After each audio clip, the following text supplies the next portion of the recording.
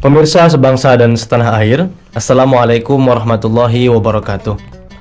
Setiap malam, tepatnya setelah menunaikan salat tarawih, Dewan Pimpinan Pusat Partai Demokrasi Indonesia Perjuangan akan menyajikan Tadarus Ramadan yang akan membicarakan pemikiran api Islam Bung Karno. Bincang-bincang api pemikiran Islam Bung Karno ini akan langsung disampaikan oleh Kiai Haji Zuhairi Misrawi, Duta Besar Republik Indonesia untuk Tunisia. Telah hadir bersama kami di studio Kiai Haji Zuhairi Misrawi. Selamat datang Gus, apa kabarnya? Alhamdulillah. Kita sudah masuki malam Nuzulul Quran, malam turunnya Al-Quran. Dan biasanya di Indonesia sejak zaman Bung Karno kita selalu merayakan malam turunnya Al-Quran untuk kita bisa memahami api Islam, karena Al-Quran merupakan kitab suci pedoman hidup kita untuk kita mengambil pelajaran, mengambil wawasan, mengambil ilmu, mengambil pemahaman bagaimana memahami dimensi ketuhanan hablum minallah dan dimensi kemanusiaan hablum minannas. Dalam suasana Nuzul Quran ini Gus, Bung Karno selalu memperingati malam Nuzul Quran. Bagaimana Bung Karno mengajak rakyat Indonesia khususnya untuk senantiasa meneguhkan rasa ketuhanan kepada Yang Maha Esa itu Gus? Barangkali bisa dijelaskan lebih. Ya, sekali lagi bahwa kita ini bangsa yang bertuhan, bangsa yang berkeyakinan tentang ketuhanan Yang Maha Esa sebagaimana dalam sila yang pertama.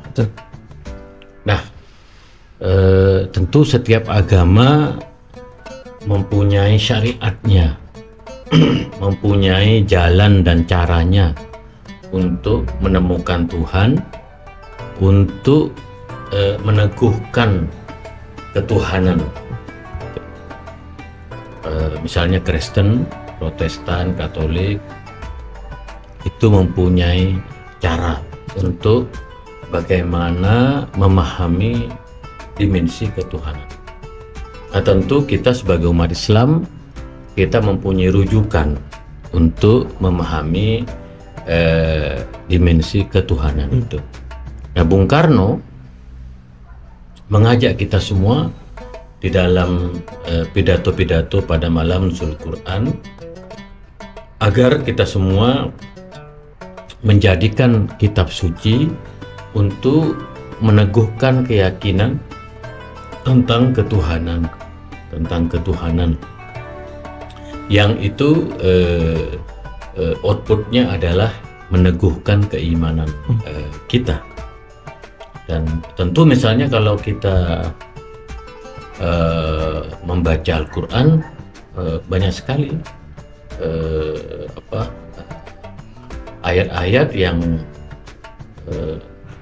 bahkan banyak para teolog yang meneguhkan bahwa ketuhanan dalam perspektif Al-Quran itu jauh lebih logis, jauh lebih mudah dipahami. Kenapa? Karena ketuhanan dalam perspektif Al-Quran itu ketuhanan yang jauh lebih jelas, lebih mudah dipahami. Kalau misalnya dalam teologi yang diyakini oleh kalangan Asy'ariyah misalnya, yang cukup sederhana, untuk mengetahui bahwa Tuhan itu ada, sederhana, melihat alam raya, keindahan Indonesia, dari laut, dari pantai, dari sungai, dari pegunungannya. Kalau kita melihat keindahan alam itu, maka kita meyakini bahwa alam raya yang luas dan indah itu pasti ada penciptanya. Karena tidak mungkin alam raya yang indah itu menjadi ada seperti yang kita lihat sekarang tanpa pencipta. Maka itu sesederhana itu. Afala tanduruna ilal jibali kaifa nusibat. Tidakkah kalian melihat bagaimana gunung-gunung itu kokoh berdiri gitu. Itu di dalam surat Al-Ghasyiyah. Ketika melihat gunung-gunung itu kita bisa memahami.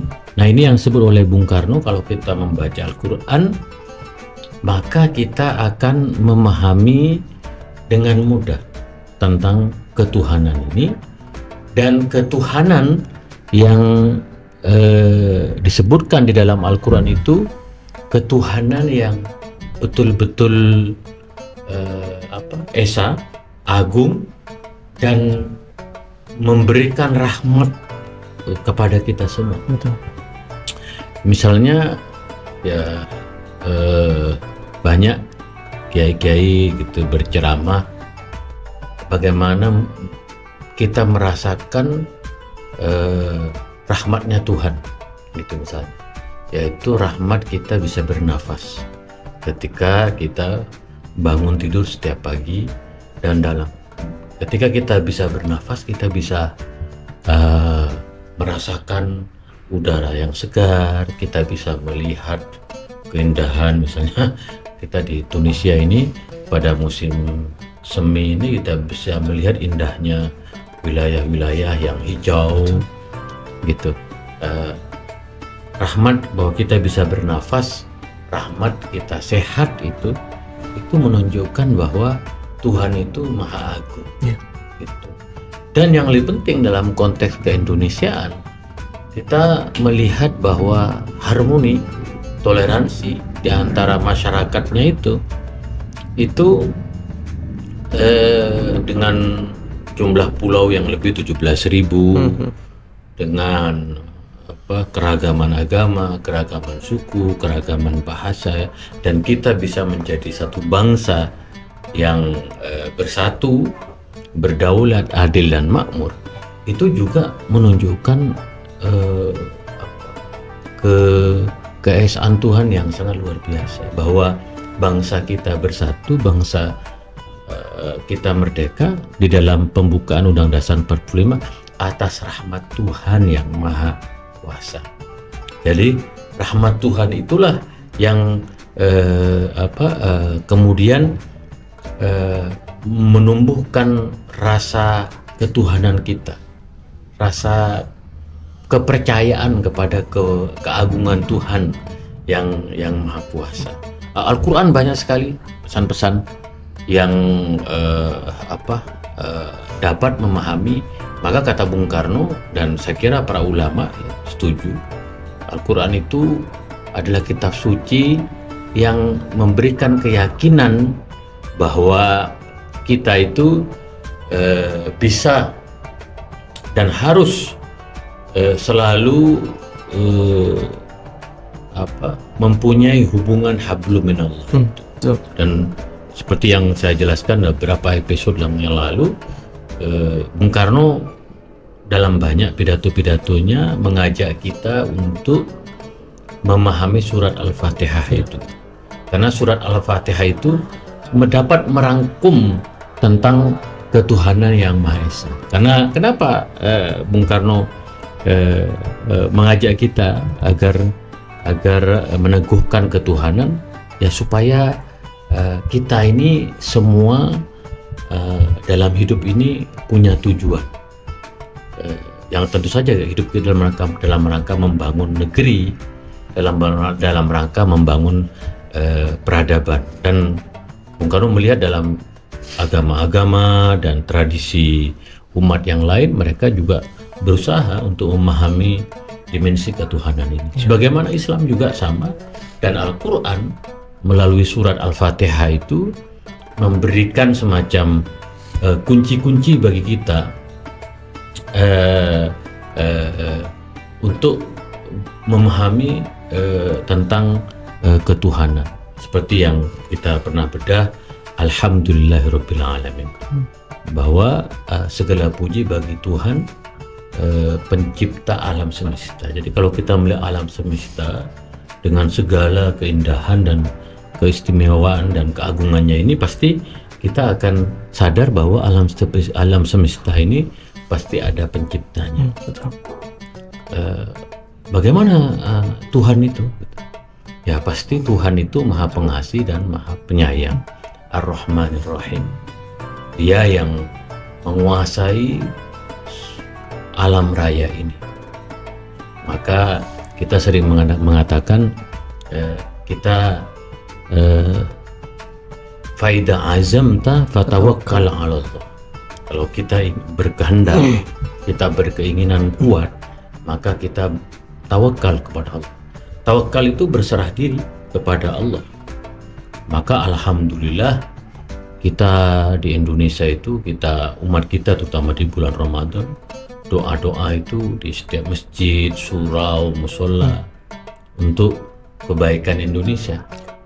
Ya, selama kata Bung Karno, umat Indonesia, kita umat Islam Indonesia mempunyai hubungan vertikal dengan Tuhan, insya Allah Indonesia akan selalu mendapatkan rahmat Tuhan yang sangat luas itu.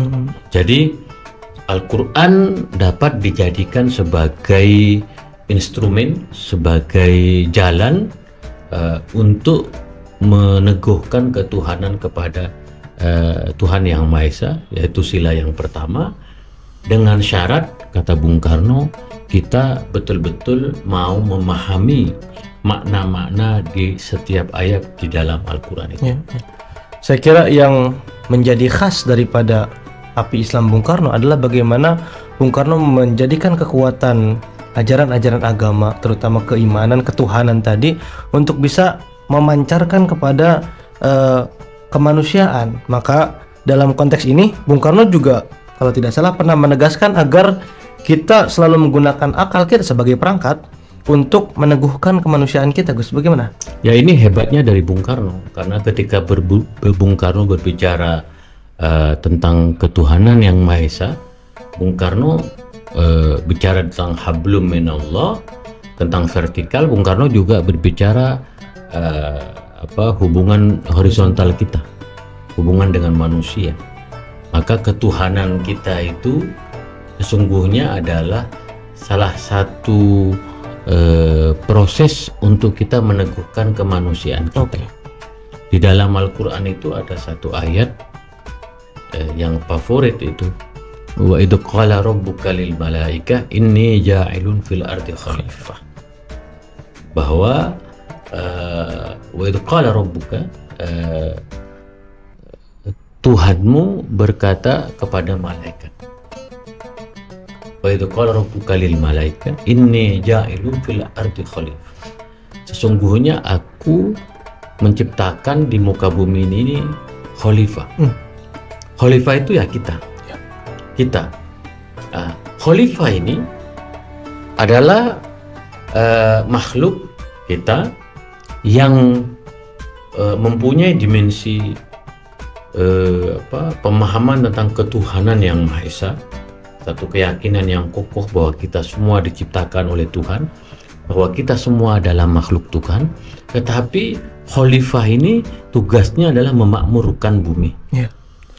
Jadi menciptakan peradaban dan membangun harmoni di antara masyarakat. Maka kalau kita melihat cara berpikir Pancasila, kata Bung Karno, setelah kita mempunyai ketuhanan yang Maha Esa, maka tugas kita adalah menciptakan masyarakat, negara, atau nasionalisme yang berperi kemanusiaan. Jadi nasionalisme yang berperi kemanusiaan itu seperti apa? Dimana ketika seluruh warganya punya kesadaran bahwa di antara mereka harus hidup dalam persatuan, toleransi, dan perdamaian. Tidak ada pertumpahan darah, tidak ada konflik, dan saling menyalahkan antara satu dengan yang lain. Nah, ini tugas mulia karena Al-Quran itu hudan linnas wa bayyinatin minal huda wal furqan. Jadi Al-Quran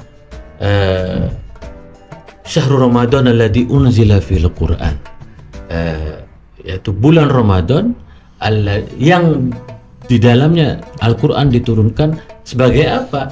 Hudan linnas, sebagai petunjuk bagi manusia, wa bayyinatin minal huda wal furqan. Nah, itu hebatnya Al-Quran. Dan Bung Karno mengatakan bahwa Tuhan itu salah satu tugas kita adalah memohon kepada Tuhan agar kita diberikan petunjuk jalan yang lurus. Ihdinas siratal mustaqim. Itu dalam banyak ceramah-ceramah Bung Karno. Karena Al-Quran itu mengajak kita kepada siratal mustaqim, pada jalan yang lurus. Maka kita meminta petunjuk kepada Tuhan supaya Indonesia tetap dalam rel kesepakatannya, konstitusinya, supaya Indonesia tetap dalam falsafah dan ideologi Pancasila. Nah, kalau kita semua secara konsekuen dan secara konsisten berpedoman kepada Pancasila dan Undang Dasar 45, maka kita akan merasakan satu ekspresi keberagamaan dan kehidupan yang dimana hubungan horizontalnya dengan Tuhan itu baik, tetapi juga hubungan vertikalnya dengan Tuhan juga lebih baik, dan juga hubungan horizontal dengan manusianya itu baik juga. Nah, ini yang saya kira memang butuh proses ya, proses yang tidak mudah juga, karena ini secara konsepsi memang mudah diucapkan, hablum minallah dan hablum minan nas, tetapi juga dalam prakteknya membutuhkan proses yang panjang.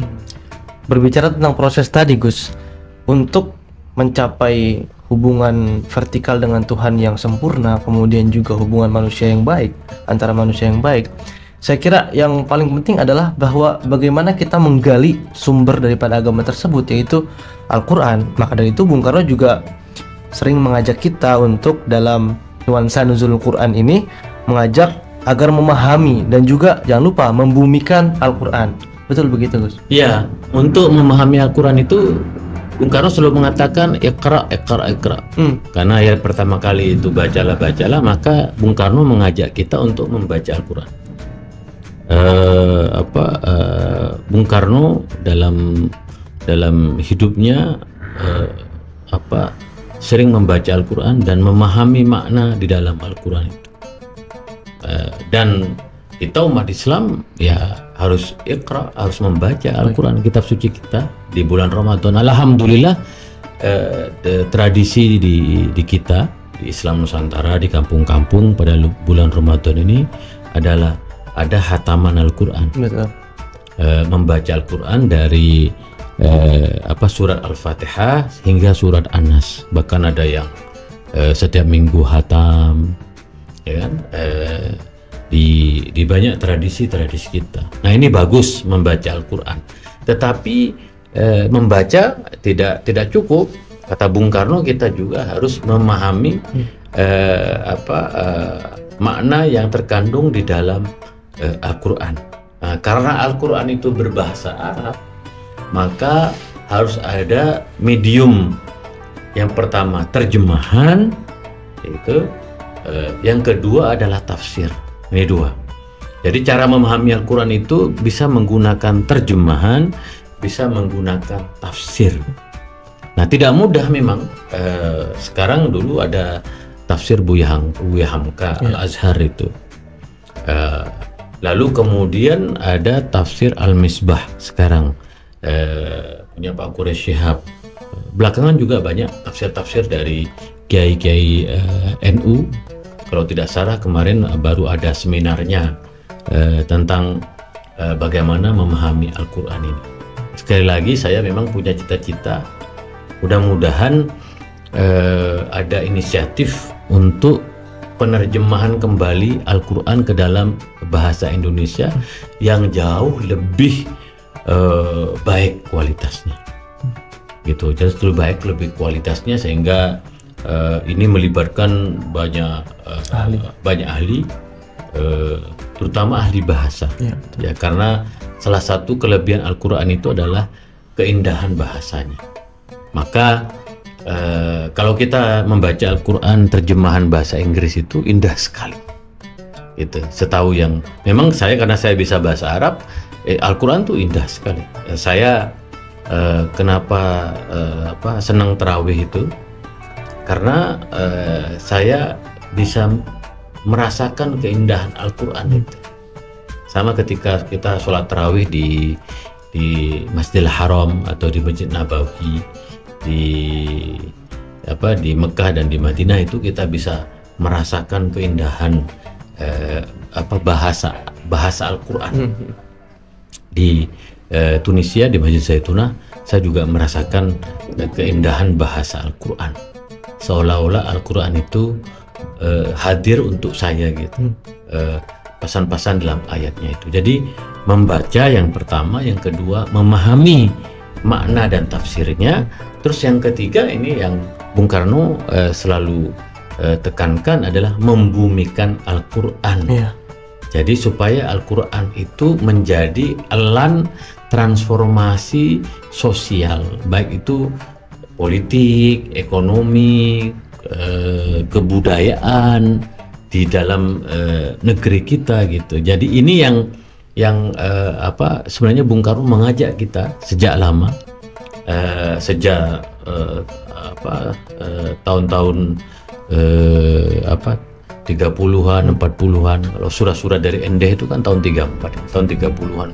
Bung Karno sudah bicara bagaimana kita memahami Al-Quran secara baik dan benar, dan kita mencoba membumikannya dalam kehidupan berbangsa dan bernegara. Ya.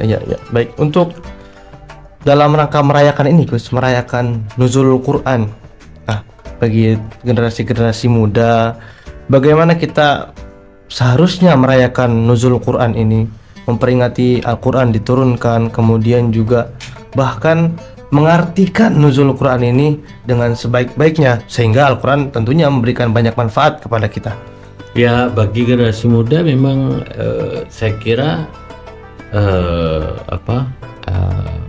harus ya minimal ya bulan Ramadan ini, mari kita jadikan Ramadan ini bulan Al-Quran, karena kan suasananya sangat mendukung ya. Ada puasa dari fajar hingga menjelang maghrib, itu momen dimana kita betul-betul ibadah dan kita bisa membaca Al-Quran. Lalu ada juga suasana tarawih dari setelah selesai sholat Isya, bahkan ada Qiyamul Lail juga. Nanti 10 hari terakhir kita ada tradisi itikaf ya. Itu kalau bulan Ramadan ini betul-betul kita jadikan bulan Al-Quran, membaca, memahami. Untuk apa? Untuk kita terapkan dalam kehidupan sehari-hari. Nah, saya beruntung karena saya punya buku tentang Al-Quran, Al-Quran Kitab Toleransi itu yang saya tulis. Saya merasakan betul kedahsyatan Al-Quran.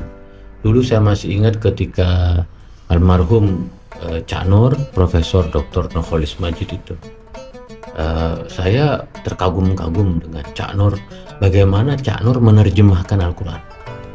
Jadi ketika Cak Nur menerjemahkan Al-Quran dengan perspektifnya gitu. Memang rujukan Cak Nur adalah karena Cak Nur bisa menguasai bahasa Arab dan ilmu linguistik bahasa Arab, tetapi Cak Nur membaca terjemahan Al-Quran dalam bahasa Inggris. Yeah. Nah, mungkin generasi milenial kan sekarang rata-rata bisa bahasa Inggris. Yeah. Maka sebenarnya saya juga bisa menyarankan untuk membaca terjemahan dalam bahasa Inggris membandingkan dengan terjemahan kita dalam bahasa Indonesia. Walaupun seperti yang saya katakan tadi, kita perlu untuk meningkatkan kualitas terjemahan Al-Quran dalam bahasa Indonesia ini, sehingga Al-Quran itu betul-betul bisa, kata Bung Karno, bisa meneguhkan ketuhanan yang Maha Esa kita, dan setelah itu bisa meneguhkan kemanusiaan kita. Karena kalau seperti kata Gandhi, esensi dari kebangsaan itu adalah, nasionalisme itu adalah kemanusiaan. Jadi kalau kemanusiaan kita ini semakin baik kualitasnya, maka saya punya keyakinan bahwa di masa depan kebangsaan kita akan semakin bagus, kokoh persatuan kebangsaan kita, nasionalisme kita semakin baik. Itulah cara mengukur bagaimana kebangsaan kita itu baik. Seperti yang selalu dikutip oleh Bung Karno, kalau perikemanusiaan kita semakin baik. Dan insya Allah kalau kemanusiaan kita baik juga, kemudian spirit pemahaman tentang ketuhanan kita juga akan baik. Karena kita itu semakin merasakan bahwa kita itu lemah, bahwa kita semua itu ada yang menciptakan kita, dan kita oleh karena itu harus meneguhkan ketuhanan kita. Dan kalau yang umat Islam, insya Allah, karena ya sholat itu kan juga ada dimensi ketuhanan ya, Maha Esanya juga. Kita menghadap Tuhan 5 kali sehari di dalam sholat itu. Lalu kemudian puasa, ini dimensi ketuhanannya sangat kuat sekali, ya kan? Haji dan umroh gitu. Mudah-mudahan orang yang melaksanakan ibadah haji dan ibadah umroh, ibadah haji juga tahu ini, bahwa dalam ibadah umroh itu ada dimensi meneguhkan ketuhanan kita, karena kita dari proses kita umroh itu tawaf gitu kan, itu kita mengunjungi rumah Tuhan, Baitullah, Ka'bah itu juga ya harapannya dimensi ketuhanan kita juga sangat kuat. Maka api Islam seperti yang diajarkan Bung Karno kepada kita semua, agar kita senantiasa meneguhkan ketuhanan yang Maha Esa kita sebagai sila yang pertama ini, dan kemudian juga meneguhkan kemanusiaan kita. Untuk apa? Untuk menjadikan bangsa Indonesia itu sebagai bangsa yang menjalankan misi kemanusiaan, membangun peradaban, tetapi juga mudah-mudahan kita mempunyai moralitas yang adiluhung. Moralitas yang adiluhung itu adalah moralitas di mana kita bisa menghormati sesama, bisa memberikan manfaat kepada sesama, dan kemudian Indonesia hadir untuk mewujudkan perdamaian dunia. Baik. Terima kasih banyak, Gus Mis. Sama-sama. Saya kira kita cukupkan dulu di sini perbincangan kita yang sangat indah ini, bagaimana Bung Karno memaknai Al-Quran dalam momentum nuzul Quran ini sebagai suatu spirit yang sangat luar biasa. Harapannya kita di bulan Ramadan ini, di malam nuzul Quran ini, kita bisa memperbaiki hubungan kita dengan Tuhan, kemudian juga bisa memperbaiki hubungan kita dengan sesama manusia. Nah, maka dari itu kita berharap bahwa kita bisa lebih mendalami Al-Quran, lebih dekat dengan Al-Quran, kemudian juga kita bisa membumikan Al-Quran itu sendiri. Terima kasih banyak pemirsa sebangsa dan setanah air. Semoga kita masih bisa berjumpa pada episode-episode selanjutnya. Wassalamualaikum warahmatullahi wabarakatuh. Salam Pancasila. Salam Pancasila. Merdeka. Merdeka.